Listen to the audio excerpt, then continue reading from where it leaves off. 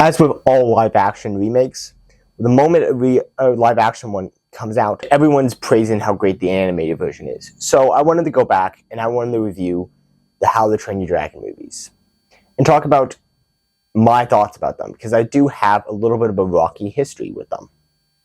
So here's my review for the first How to Train Your Dragon movie. For those who have been following my channel for a while would know, I've mentioned multiple times, I'm a Christian. I grew up in a very devout Catholic house, and I stay strong to my faith.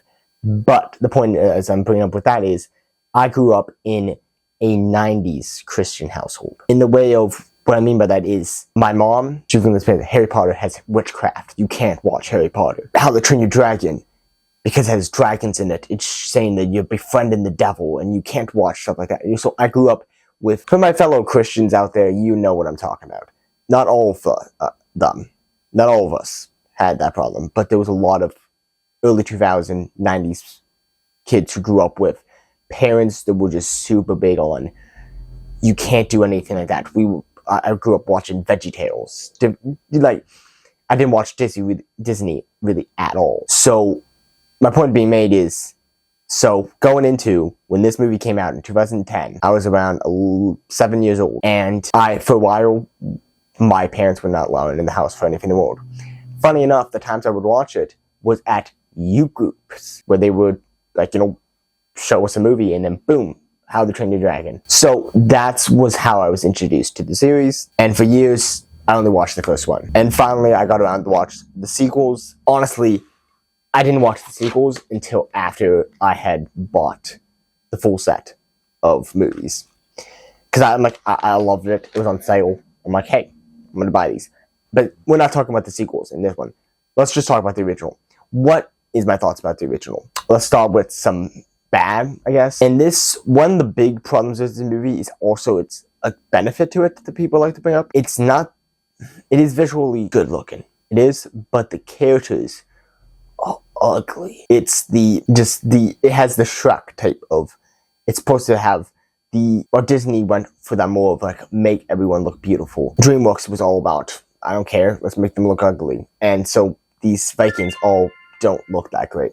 And so that's what you're dealing with this, is you're dealing with a lot of ugly looking Vikings. And sometimes it's annoying when watching, like, the animation with the characters could be better. Like, you kind of like, it's a good thing that, Pixar, like at the beginning, really kept to the toys and different characters like that and stayed away from the humans, because the humans were nightmare fuel. And so, still, the characters don't look the greatest in these DreamWorks movies. And so that's one problem I have with it. The other problem I would have is, in a way, and this is something that actually gets addressed in sequels, so it's like a complaint of the original, but then when the sequels fix it, it's not a complaint anymore. And that is, I wish there was more, like, while there was plenty of world building, there was like these hints of like, oh, he was looking for all these dragon books. And I'm like, I wanted more to know about what happened with characters in the past, what happened with, like, how did they get to this point where they are fighting these dragons, they understand all these different types of dragons. I wanted to know why there was only considered to be one night fairy left in the world, and it was like extinct race. Like, it said they were hunted down. That's not until the third one you figure out, like, oh, there was this one guy who was hunting them down the whole time. And there was a lot of, like, unanswered questions that got answered in the sequels, but it was like, oh yeah, it would have been interesting to hear about them in the original, more of, like, what was happening. Because it was kind of like, I don't know, like, it's one of those things where, like, you can complain about it, but also in the same way, it's like, yeah, but that's also just good world building of setting up hints of these stuff and then later on explaining them more. The voice acting is pretty good. Most of the characters I enjoy. I think it's a very simple, very grounded story. So, I really enjoy this one. Again, I have a rocky history of the fact that, growing up, I wasn't really allowed to watch it, and if I ever mentioned to my mom that I had watched it, she would freak out. And so it's interesting now as an adult, and I'm like, hey, I'm going to show it to my younger siblings, and my mom is a little bit less against it now that she managed to watch one, because that's one of the biggest problems with the 90s parents is they take advice from people who haven't watched it, or they take advice from people who had read it or watched or something, but didn't understand it. And instead of listening to the people who have read it and say, actually, no, there's good things about, these books, about these movies. Like, it's not what you think.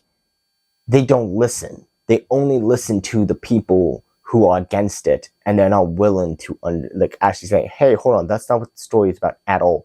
This person who's telling you this is completely lying to you and manipulating you, and you refuse to listen to reality. And so I managed to show her the second one, and she had problems with that, which I can get into the second one in my video about the second movie. But she did agree that the dragons were more just like dogs, and it wasn't like the devil. I'm like, yay, good step in the right direction. She's still not a big fan of them, but anyways. But yeah, the point is, this movie, I enjoyed it a lot. It's a fun, simple story where you get to see a boy befriending a dragon and going on the adventure of, showing his town that dragons are more than just horrendous monsters. They're actually like kind creatures that you just need to understand. The music in this is incredible. If somehow you haven't watched the How to Train Your Dragon movies, or if there are any 90s parents watching this, I recommend stop listening to what those people have to say. They are not telling you the truth. It is not what you think it is. Watch it. It is a good, wholesome kids movie where it doesn't teach kids to follow the devil. It doesn't do any of that. It's only about a kid befriending an animal. That's all it is. There's no strange messages in this movie. It's a simple kid story that, again, the times I watched it was at Christian youth groups. Why, if it was a demonic movie, why would they be showing that at a Christian youth group?